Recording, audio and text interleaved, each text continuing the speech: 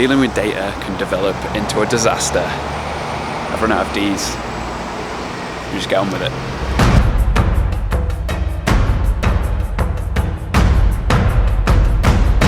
This is where I shot my first wedding, which makes it a good place to talk about data management, because a wedding for me was always the most photos I was ever taking in one go.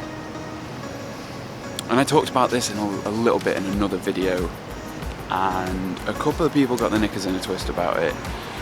I was talking about my own experiences. I was talking about how I dealt with limitations that cameras had previously.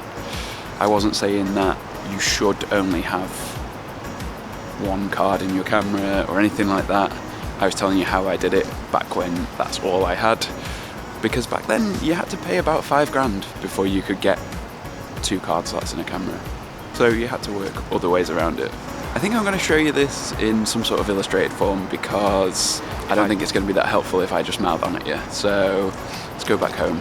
Also, I need to be able to feel my fingers again. Step 1 starts before you even take a photograph. Before you've got your camera out of your bag, you should have a workflow in place. You should know this before going in. My current camera doesn't have any internal backup. I know that part of my workflow needs to be getting those files off that card as quick as possible so that the data is in 2 places minimum. There's 2 ways that I've done this historically. Tethering, which is my preferred method. I've really been unimpressed with how Sony has handled tethering. It's been unreliable, it's been fiddly to set up, and just not been worth it. So for photos, I've not been able to tether the camera to the computer, so I've not been able to back up. My way around this though is that I turn the camera off, take the card out, and back up those last 10, 20, 100 shots. This works for me because of the things that I shoot. If I was shooting photos for events, I probably would want some sort of redundancy, and in that case I'd want something with 2 card slots. Not being able to tether for these headshots was really annoying, to be honest, but after every couple of shots I'd take that card, stick it into the computer and bring that straight into Lightroom. Now I wasn't backing up to an external hard drive, but I did have the data that was on the card and it was on the computer's hard drive, so it's in 2 places. The other thing that I've started doing if I've got decent internet access is exporting some 16 megapixel JPEGs and uploading them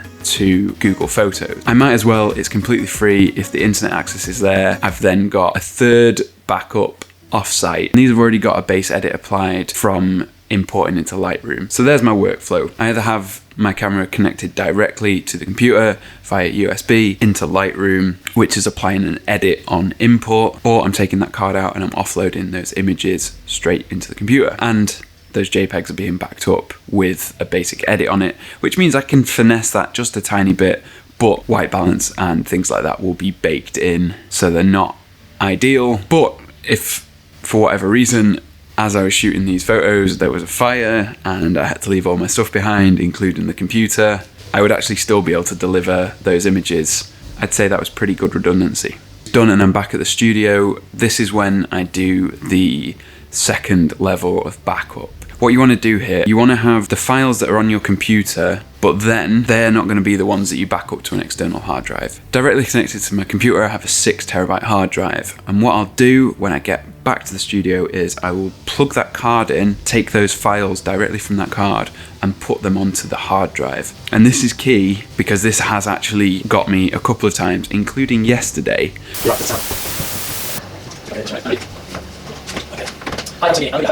What happened is a file corrupted as I was taking it from the card to the computer. So if I'd backed up from the computer's hard drive and then wiped the card, I would have lost a video file. And it was a key video file that I really, really needed. So by independently backing up the card in 2 separate places, you mitigate, or at least lower the chances of that happening. I have all the files on my computer, I've got them backed up separately as well, and it's time to start editing.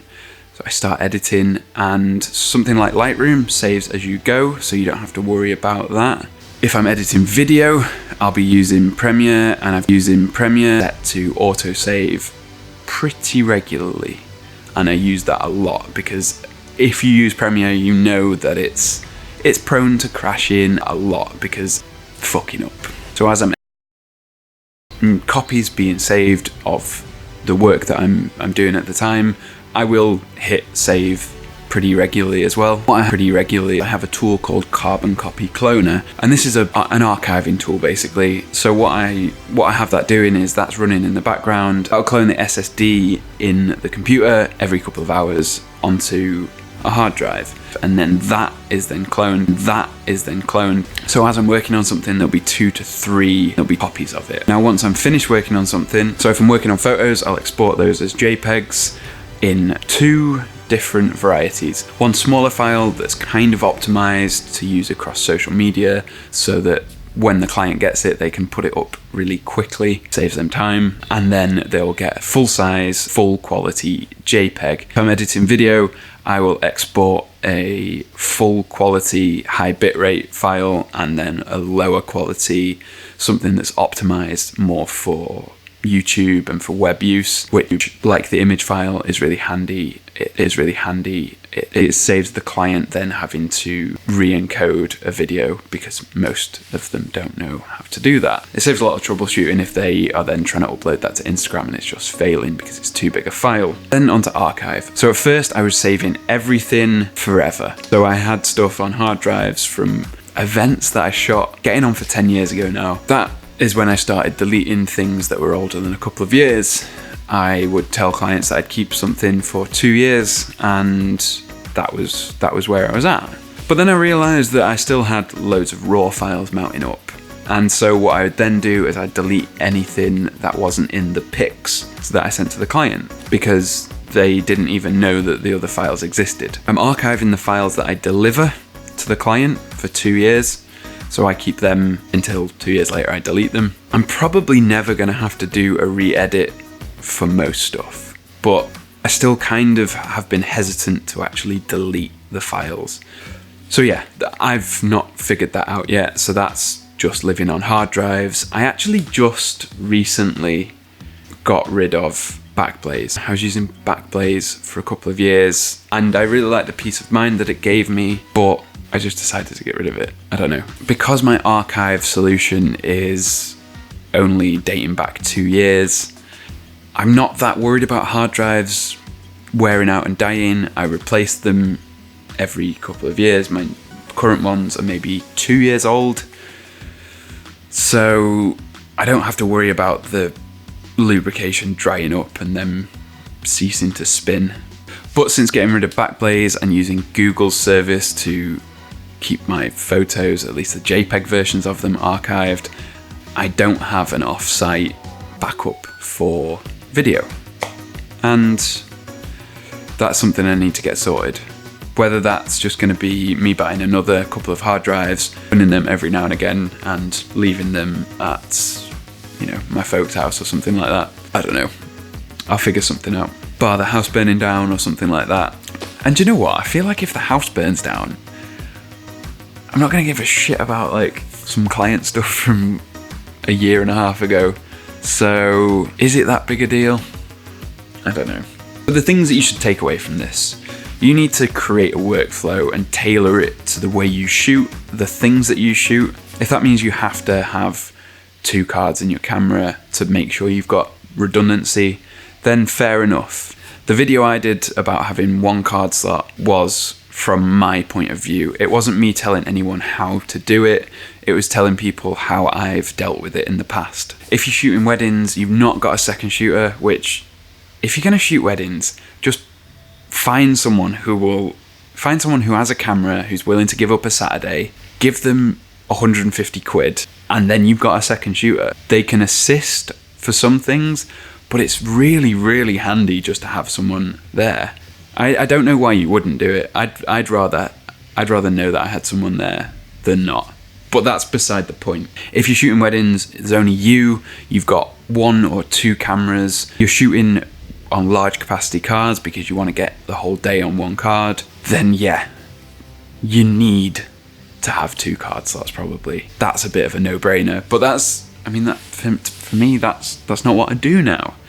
And the last video was about me, it wasn't about you guys. And I understand the people coming to me with niche use cases, or not so niche use cases as it may be. and saying you really should have 2 cards in your camera, but not if you don't need it. And I know I do need it sometimes, and that's why I have a camera that has 2 card slots in it. At the risk of sounding like a hypocrite, on the C100 I not only have 2 cards in the camera, but I shoot mainly to an SSD on an external recorder, so I have dual card slots. I basically have 2 backups in camera, not just 1, so take that for what it is. To recap, what you need is some sort of workflow. You need something that works for you. It needs to take into account all the steps where something bad could happen to the data that you're capturing, because that's what you're doing. That's what your job is. You're capturing data of something, and you're going to have to process it and send it back to someone. And you're probably going to have to keep it for a while afterwards. Archive it. So the first part of this process is very much based on the kind of things you shoot. So that's kind of up to you. For me, it's about tethering or getting stuff to the computer, have a second copy of it as soon as possible. The next step is kind of just how you should be working anyway. You should have a backup. You should have a backup off-site as well, probably. That's the only way your data is going to be truly safe. To have really good peace of mind, you should follow the 1, 2, 3 method, or whatever it's called, where you have your data backed up locally, and then you have like a 3rd copy elsewhere. And that's kind of what I do. And also you should really be thinking about how your work saves as you go, whether that's auto-saving or just remembering to save every 5 minutes yourself. Go for autosave. And what you do with your archives.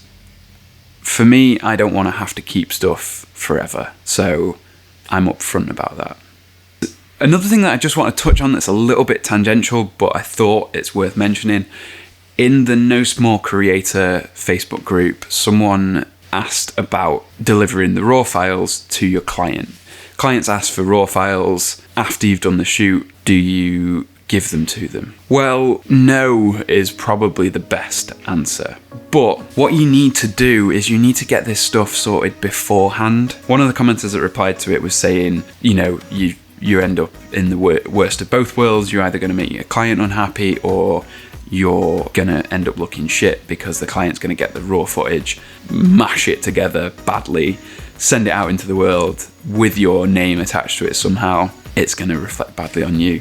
So yeah, either the client's unhappy or you look shit. But if you lay down the ground rules beforehand, if you make this known to them, and obviously if you've already shot the thing and you're hearing this advice now, it's not going to work for you, is it? I just know that one time, and only one time, has anyone ever asked me for the raw files, and I hadn't set anything in place beforehand. It wasn't in the contract. It wasn't talked about beforehand. But after we shot it, the client gave me a hard drive and said, can I have the raw files? And I kind of didn't know what to do. I was new to it at the time, and so I just gave them all the raw video footage. They never did anything with it because it was from an event. There was it was an 8-hour event. I had 2 cameras shooting basically the whole time. So there was 16 hours of footage there. They never did anything with it, but that made me realize that I needed to set something in place. So now in my initial paperwork with the client, it will say, I don't supply the raw files. And so it's never an issue after that. They can come to you and ask for them after it, but you just tell them, I'm sorry, it's just the way that I work. I did say that up front. Then they've got no reason to be spreading bad vibes about you because it's not the product that you're offering. Anyway, I just wanted to cover that last little tangent. I'm going to go and back these files up now and see you next time.